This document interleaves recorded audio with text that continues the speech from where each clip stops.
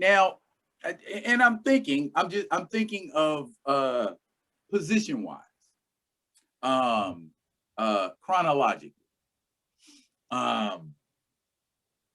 In the BC era, we've got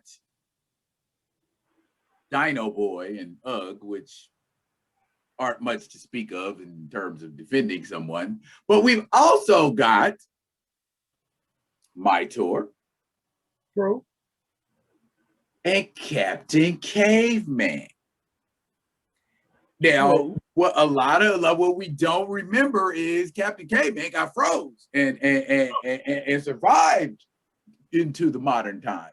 He was supposedly touted as the greatest superhero of his era.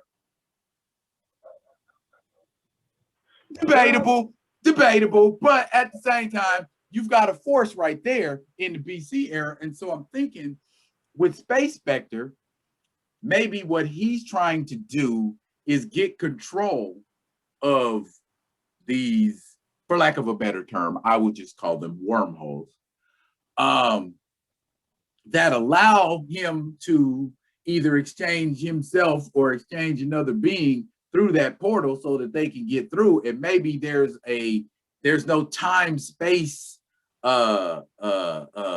constant for it, and so it fluctuates. So when he opens a hole, maybe he opens a hole in the BC era, and then he has to deal with that era's heroes, or he opens a hole in modern day Earth, and he has to deal with Earth-based heroes, or he opens a hole on Quasar, or he opens a hole, wherever, And then always, I don't know a lot of people if they remember. I'm sure you remember, Uglor.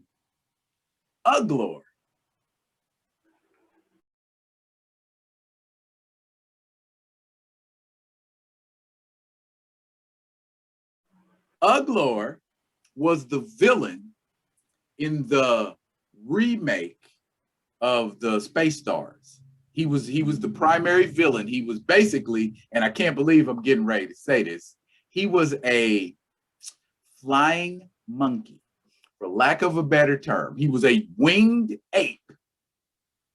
And he was like kind of like a sort of like a Dr. Doom type of level villain, where he had cronies and he was kind of a mastermind, but if you rolled up on him, he didn't have a problem putting hands on you himself.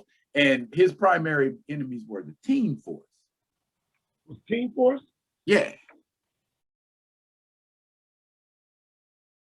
Kid Comet, Molecular Lad, and Galaxy Girl. Gotcha. Yeah, and then they had those two little things that didn't speak English.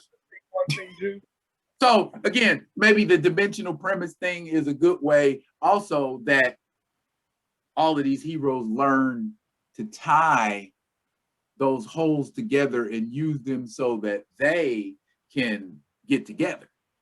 And then the other aspects of the Hanna-Barbera universe, to me, Jetsons would be all by themselves, and they got plenty of chaos that can happen as far as comic on those ends. I would do a Johnny Quest by itself because it's just so iconic, and it was the flagship. That's what you were saying. I mean, it was the very first cartoon that they did. First action-based cartoon. Action-based cartoon that they did. When it comes down to the children programming, I would play it by ear with some of the testing, because with CGI, that's where I would want to use the Hanna-Barbera.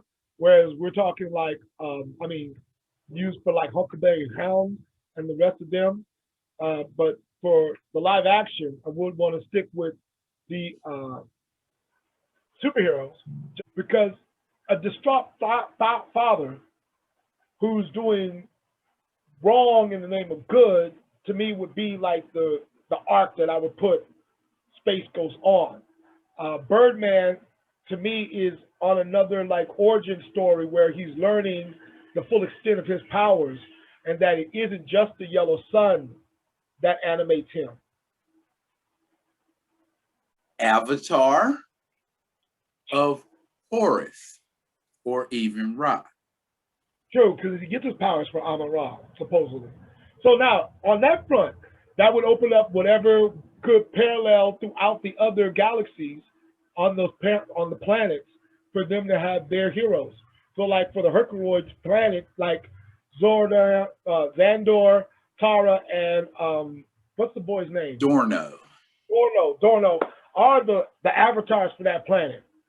We start doing a little bit of that with the philosophy of the HBCU. So the powers, I don't know, the powers of the heroes could range.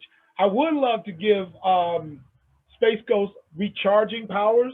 I mean, capacity on the Phantom Cruiser. Of course, he's constantly recharging his, and after 3-4 days, they lessen in power or stuff to give him some kind of weakness, because we have to create some kind of weaknesses for.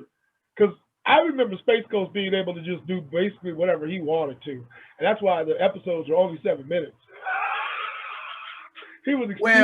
That too, and it's always seemed like more often than not, most of the villains' plots revolved around separating Space Ghost from his power bands, and then there were many of his foes that managed to do this, but for some reason, if it wasn't Jan, if it wasn't Jace, if it wasn't Blip, or just some strange happenstance where it's like, oh, my power band's over here now. Oh, you in trouble now, So I guess my thought process about that would be, Space Ghost should have some sort of inherent weakness other than just him being separated from his power bands, because my thought process was, if everybody's always trying to take these damn things from me, why don't I just do something like, a la Batman? Anytime my stuff gets touched, you get an electric shock, or you get some gas in your face, or something like that. If that's the only premise that you have to stop me is to take my stuff, well, then I'm going to booby trap it. Come take it if you want to. So, let's see, that's me being the type of person I am. That is true. So I guess a weakness, an inherent weakness. I look at him sort of in a way almost like Green Lantern. And Green Lantern, well, a lot of people don't know, has at least in one continuity of Green Lantern, he had a 24-hour charge on his ring. And he could use it continuously for 24 hours before it ran out of power, and he needed to hold it to the lantern to recharge it. So maybe something of that type. Maybe he needs to repower his power bands and invisible power or whatever periodically, a day, a week, whatever. Otherwise, he'd just be a normal guy who can fight. Oh, okay. To augment that a little bit, because he's a flagship character. Right. And I one of your comments on social media when we were on an initial brainstorm about how to create said universe, it was that his armor, the white suit, had an element of power charge or power charging element too, or durability or something. Right. So I'm thinking that while with the power band, he's still formidable, but you're not like damn near invincible, which is what he is with the power bands. So you're still dealing with somebody who can rock with you, but it's not like he's going through your spaceship to get to you. Got it. Because like I'm thinking 3 ton, like 3 means something, 3 or 9.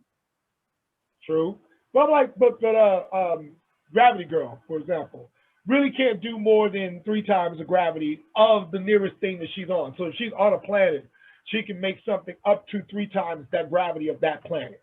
So her power is proportional. Okay. If she's trying to open space, it's harder for her to use her power than if she's on a planet or near a star. You know what I'm saying? She's got to be got it. Ball gravity that's around her. She just doesn't have access to be able to cause it like Magneto on purpose. To me, same with Meteor Man. When it comes down to him becoming bigger and stronger, it's gravity dependent. So if he's on a planet and it's kind of weak in gravity, he can make himself dense enough to punch a mountain and the mountain crumble. But if he's on Earth or with a decent gravity, or Jupiter with super gravity, he's got less power against that mountain. He can still punch it, he can still hurt it, but it's harder for him to become denser than and still move.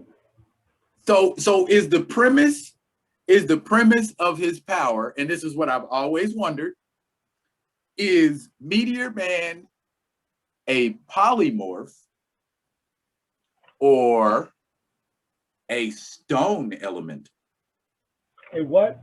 Stone rock elemental. Stone element. Okay, well, because I could see size manipulation and change under the premise of forming rock or the molecule or incorporating molecules of rock into his body to increase his mass, which would make it difficult to do out in space. Okay. True. So, I mean, that's a limitation right there. Whereas if he was a polymorph, then he could just do it anywhere, anytime, any place. Yeah, but then density, because I always thought it was hard for me to believe that, okay? Because they try and do it with Plastic Man or Elongated Man or any or Fantastic, Mr. Fantastic. When it comes down to elasticity, when it comes down to the polymorph that you were talking about, Uh-huh. it's an issue of measuring elasticity and then durability while extended. Okay, and that creates to me some serious suspended disbelief on that front. It becomes harder and harder. Okay, so I would want to lean toward it being density based, which is what you were saying in the second one, where yes. open space when there's nothing to then there's nothing to be dense around. There's nothing to work with. Yeah. So to me, adding to his density versus stretching. Right, but he gets bigger. He can get bigger by adding to it. So adding to your density is different than stretching the current mass that you had.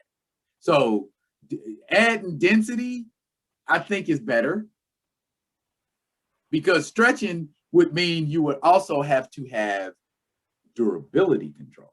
Right, that's not that. Then it's kind of hard for me to start believing that you're going to stretch to 20 feet and then you can still take bullets.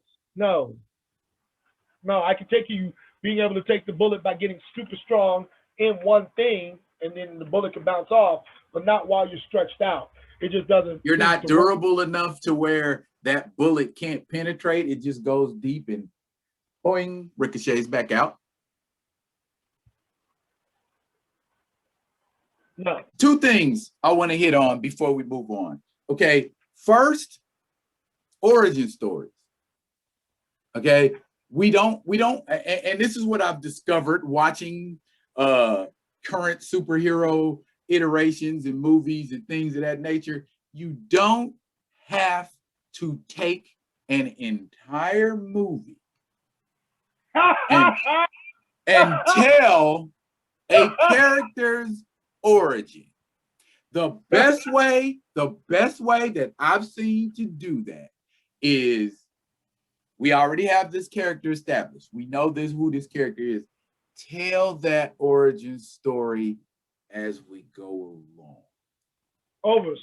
To interweave the origin into the overall plot, into the Zorak Swarm plot, into the Space Spectre plot. Interweave that origins, because you got like what, a good 16, 17 characters that we're going to be talking about at minimum.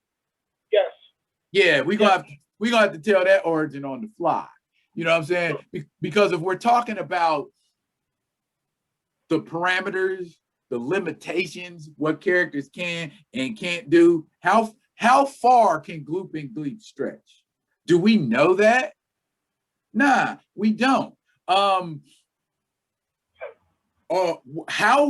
did Xandor, Tara, and Dorno get on that planet, and how did they end up befriending all of these dangerous animals, Robinson Crusoe style, to the point where these animals are willing to put their life on the line for these people? What is the origin story behind that? How did the Blue Falcon become the Blue Falcon? How did Birdman become Birdman? Well, it just, in the 60s and 70s, it was just like, here's this superhero. I'm not gonna tell you where that superhero came from, but here he is. He's a superhero. Enjoy. So it's like, help me out here, because we're in the 21st century now, and folks need explanations. And how is Birdman able to make a shield? I know, I'm in agreement with you. So to me, we learn Birdman's origin story in the third arc, as we use him in order to resolve the issue of Spectre coming over, because he becomes the thing that can stop the negative coming in, because he's pure positive. The champion of light. Right. So it's the element of, there's going to be one character that can touch life on each side, and so we'll turn from there to the Birdman equivalent in the negative side. Right. To learn. So to me, the overall moral or theme of the 9 movies in the Hanna-Barbera thing is balance. Life is balance. That balance is the whole value and arc of life. Okay? Right. With Space Ghost, I would want to do the origin story in the second movie when we're on Ghost Planet, because the exploration of Ghost Planet becomes solving that mystery. And then a lot of the origin of the other characters get taught of, because Ghost Planet is one of the central planets of the Galaxy Patrol. The Galaxy Patrol is a mystery, like, again, with all the origin stories that gets created, because I wanted to treat it like sort of like the Guardians in the DC universe, or the what is it in Star Wars, where you have the council, the global council. So a place where governance happens and people aren't allowed to go super crazy. Like, you can't go to another planet just to mine that planet and enslave that planet. That gets checked. Everybody has planetary sovereignty, or they try and maintain planetary sovereignty. Hence the invasion angle of them alerting the rest of the patrol.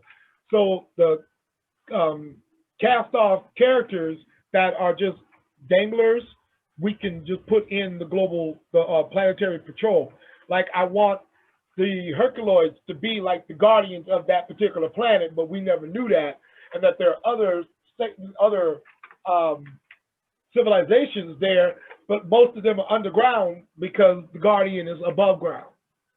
Okay. Oh, okay. All right. Okay. Maybe where Blip comes from, Blip can turn into a silverback gorilla if he needs to. You know? So yeah, let's again, gotta suspend belief. Gotta suspend belief. All right, so the energy rocks, how much force you think? We want to treat them like Doom? I would treat it, I would say it's size dependent or quantity dependent. One energy rock doesn't do as much damage. One pebble doesn't do as much damage as, say, because Tundro is shooting out energy rocks from the thing in his head, and the aperture of that, just for me looking back here, the aperture of that thing on the top of his head is a lot wider than just a slingshot. He's shooting out, you know what I'm saying? He's shooting out big rocks, you know what I'm saying? Right. And so that I think that would be it would create more damage. It would be a larger explosive than just shooting an energy rock in a slingshot. And while I'm thinking about it, why can't those energy rocks be something like the vibranium mound in Wakanda? Because maybe Tundro can eat off of it, and that's how he has the ability to shoot the energy rocks, and Tara, Darno, and Xandor just mine off of that same rock and use these rocks as weapons.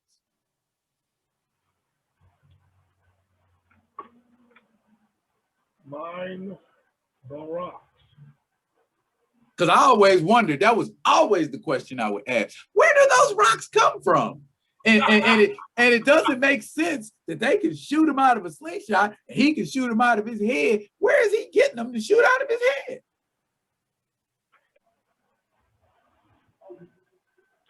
Wow. You constantly grabbing these rocks. You constantly shooting these rocks. You constantly touching these rocks. You got a pouch on your side and you carrying these rocks around. If they're radioactive, what is the effect of that radiation on humans or humanoids? That's what I say. Do we keep them as humans?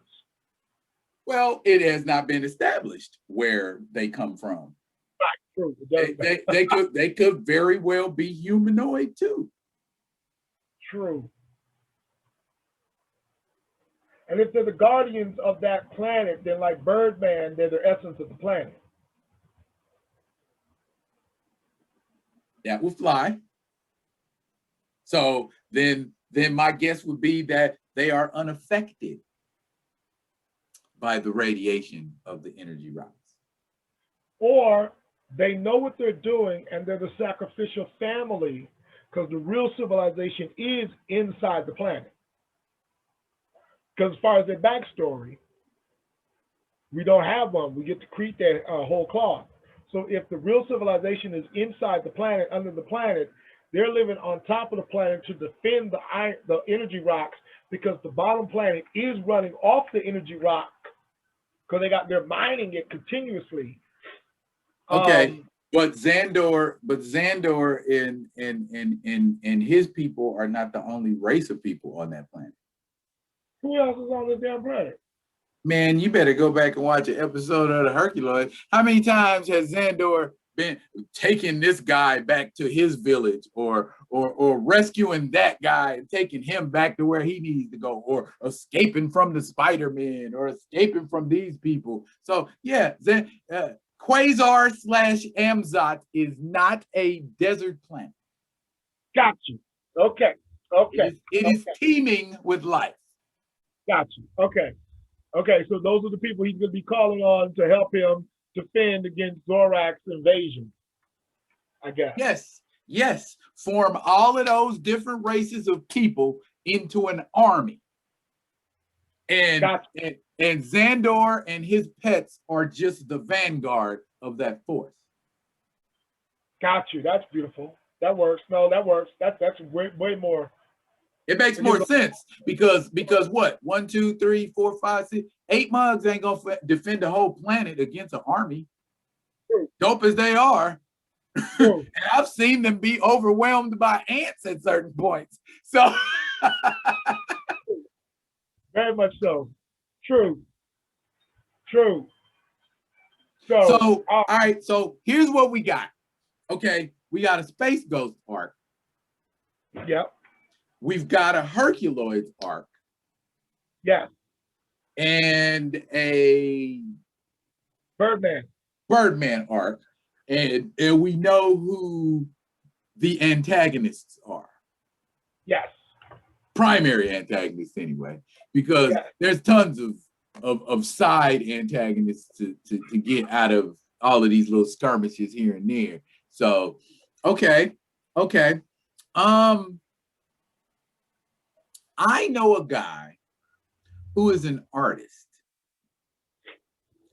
and I am going to entreat him to come up with some storyboards for me. Woo! Based on this conversation, and see what kind of look he can give me. That's what's up. And if I'm liking what's going down, then I might just write a screenplay. That is what's up. Yeah. So yeah, I've written a couple before. They haven't seen the light of day, but they have been written, and I think maybe now I was put here for just this purpose. dude. That's it. You got to bring in the Jetsons, dude. That'd be a nice. What are they gonna do though? What are they gonna do? What do you mean, man? What are they gonna do? How do they help Space Ghost? I don't know. I take the answer, they don't. See, I took it right off the table. See, let's keep it action based, because Hanna-Barbera is known for their anthropomorphic animals, and they had this. I ain't even gonna get into how much money they made off of the Scooby-Doo formula. True, and if they did a world, keep it going, that was live action and cartoon based with the anthropomorphic characters in effect, you know, I'd be down to help write that too. I mean, this is all. Yeah, but just I wouldn't feel right writing nothing about a talking Doom Buggy. Dude, Speed Buggy was off the chain, man. He was as a cartoon, but when you try to make him into live action, that's where the problems ensue. In that world? Well, we talking live action. Live action don't translate the same way as a cartoon. Got you, understood. Live action Speed Buggy can't do what cartoon Speed Buggy does, or even Jabberjaw. Right. Okay. Same kind. That's what I mean. They were all cut from the same mold. All them cartoons had the same premise. Scooby-Doo, Josie and the Pussycats, the Chan Clan, Jabberjaw, Speed Buggy. It was all about this whole time. Oh, you did. It was all about insert weird anthropomorphic character, B, insert teenagers, C, insert dumb plot. And it worked for like 20 years.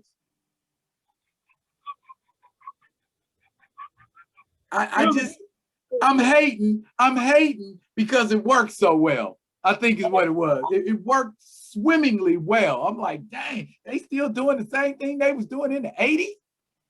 You watch. It worked. Well, you know what?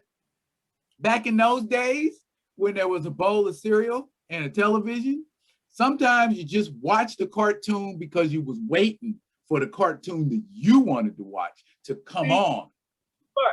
You make the people. So I may not have liked Scooby-Doo, but I watched it because the Super Friends was coming on after. Or Tarzan. And I was riding it out until I got to watch what I wanted to watch. So it wasn't necessarily about no love for certain cartoons. It was just you in the way of the cartoon I want to see. And we didn't have DVR back then. I couldn't just go to it and start watching it. We had 3 channels. You know what I'm saying? But that's all I had to watch. So it wasn't like I was wanting to watch the Chan Clan. You know what I'm saying? It was just on till something else came on. Too much truth. Too much truth. And you had to be there. I might be speaking in some terms that some of my followers do not understand, but there is a demographic within my people that is like, speak, D-Real, speak on it, speak, and because they understand. You was there, you had that bowl of Captain Crunch, you was with me. They know, they're my people. Or you had the knockoff cereal that would talk to you like, hey. Dino Ruse. These are Marshmallow Mateys. Yeah, I remember them. Oh, with the powdered milk and the carnation mixed together, some water, make it work, stretch it. Make it do what Ray Charles say. I make it do what it do, baby.